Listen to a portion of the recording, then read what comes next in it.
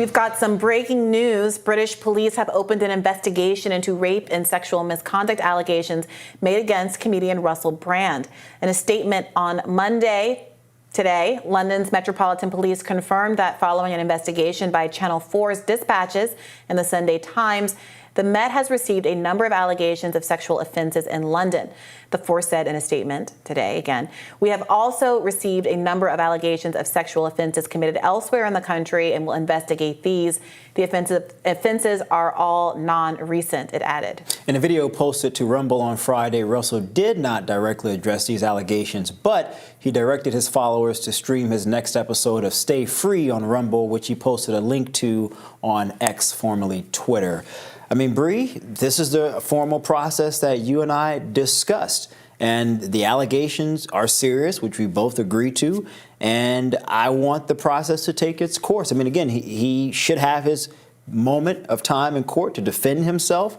But if the allegations do turn out to be true, then there should be repercussions. Yeah. So previously, Russell Brand has pointed out, he said, these allegations pertain to the time when I was working in the mainstream, when I was in the newspapers all the time, when I was in the movies. And as I've written about extensively in my books, I was very, very promiscuous.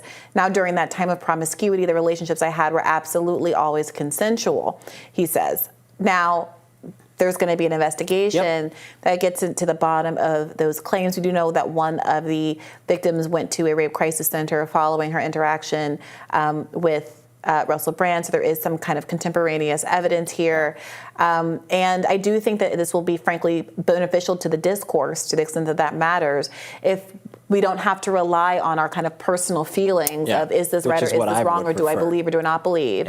And if there are actually criminal charges and a conviction, then I do think that gives social media companies or advertisers or what have you more legitimate standing to say, I don't want to work with this person. I don't want them to be able to monetize on these apps.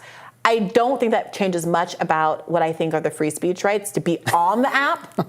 I do have a problem with the idea that because someone has gone through the criminal justice system, because they've been convicted of a crime and even served their time, that they should no longer be able to use what are now constructively public forums. Yeah, I mean, I think you should still be able to be on the forum, and advertisers can decide if they want their dollars going behind someone who was convicted of some type of a crime, if it does come to that. But again, this is what I've always advocated for. I've always believed that Russell Brand should have his fair day in court. And I think most people are saying before we judge him or rush to conclusion, let's look at all of the evidence. And as you stated, we know that there is at least a pretty serious track record of one of the victims going immediately to a rape crisis center. That is evidence that cannot be overlooked, even by individuals who may want to come to Russell's aid. We have to be as open-minded with assessing all of the evidence, just as we want others to be open-minded about proclaiming his guilt. Yeah, I'm curious about whether or not there are any statute of limitations that may affect this case. Seemingly, there are not. I was trying to give a quick Google, and I'm not. Nothing immediately comes up. But it is interesting. There is this note by the London police that none of these cases are recent. They're all non-recent cases. Which he sort of alluded to in his statement. Yeah, and this is what's so tricky about it. I think it can be the case that he behaved badly and did things that he might be criminally liable for, and also that the timing of these investigations coming after he has no longer been useful to the mainstream, starring in mainstream movies, being in mainstream context, but instead having taken this path toward, calling truth to power, signaling out elites, the things that he does do on his show, that's the moment where they decide to raise these non-recent allegations. I think that's a good point. A lot of people will see this and they will say, do I really trust it? I mean, if all of this stuff occurred years ago, why now? And to your point, Bree, is it only because he's criticizing Hollywood or mainstream media or mainstream political figures? And I think we do see a very interesting pattern of people who are no longer useful. I think about Kanye West, and I'm not saying that I agreed with his statements at all, particularly the anti-Semitic ones, but people see this pattern of celebrities who decide that they no longer want to be in the in crowd, criticizing the in crowd, and the end result usually being negative for them, whether it's financially or in Russell Brand's case, potentially even jail time. Yeah. I mean, I've said this on the show before. I do think that I'm trying to work through this. Yeah. I do want to say sometimes there is a push for people to have takes that I think is really destructive to the discourse. I am always trying to vet and test my own views for ideological consistency. So if I'm raising a hypothetical, it's because I genuinely don't know how I feel, and I'm trying to work it through. And that's why I raised certain issues with Max Blumenthal last week, and I continue to do them because my gut says that there's something wrong with unbanking Kanye West. I also found his remarks to be deplorable, but my gut says that a bank is more akin to a public utility. And if we are in the position where those kind of basic services, like banking services, water, power, internet access, use of public tolls on the highway are stripped from you because somebody somewhere tells you, doesn't like you or your past behavior, even if I agree that I don't like your past behavior, that seems to be too subjective and really dangerous and liberty stripping in a fundamental way.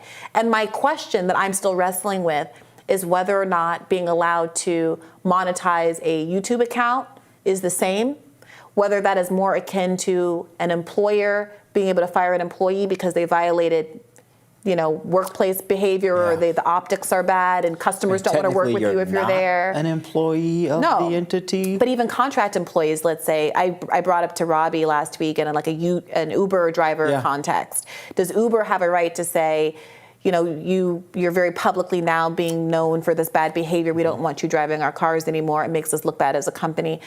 I don't know. I'm still wrestling with whether I think that's on par with saying someone can't use a bank.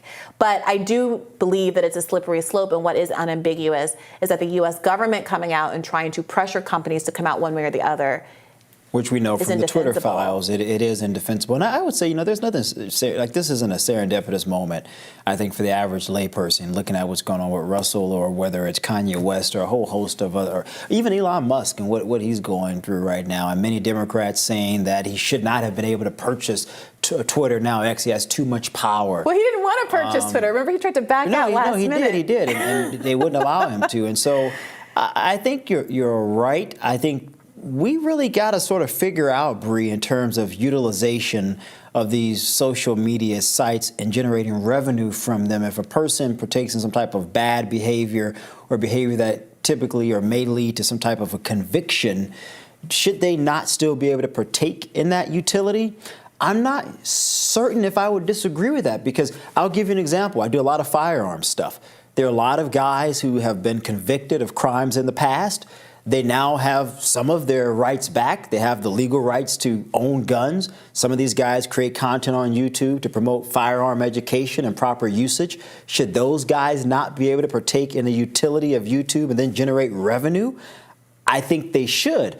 But should there be limits? I'm not exactly certain on that. Yeah, I'm inclined toward more leniency, especially if I have ambiguity. I would rather incline toward allowing people to have kind of maximal freedoms. I also think that people who are convicted and have served their time shouldn't have their franchise rights stripped away from them. I think we were talking about Hunter Biden and the gun charges a lot, and what people are allowed to do after they've made these kind of mistakes in their lives. And I would love to see some of the commitment that we're seeing out of the right to individual liberties extend toward the franchise and having felons be able to participate in democracy again. Well, some did, like the Koch Foundation. They promote allowing formerly convicted felons to have their voting rights restored. So there are some of us on the right. I think there was a ballot measure in Florida to failed, I believe. No, it's the Republican legislature who attacked the ballot measure. I think the people voted to re-enfranchise, but there was a political battle over that. And we talked about this earlier. Sometimes I think there is a difference between Republican and conservative voters and the actual Republican representatives that represent us. 100%. And I think most conservative voters would agree that if you've done your time and you're a productive member of society, then you should have your rights restored. Yeah. Well, we will have no shortage of conversations about how elected representatives don't reflect the interests of the people they represent here on this show. Please stick around. We'll have more Rising for you right after this.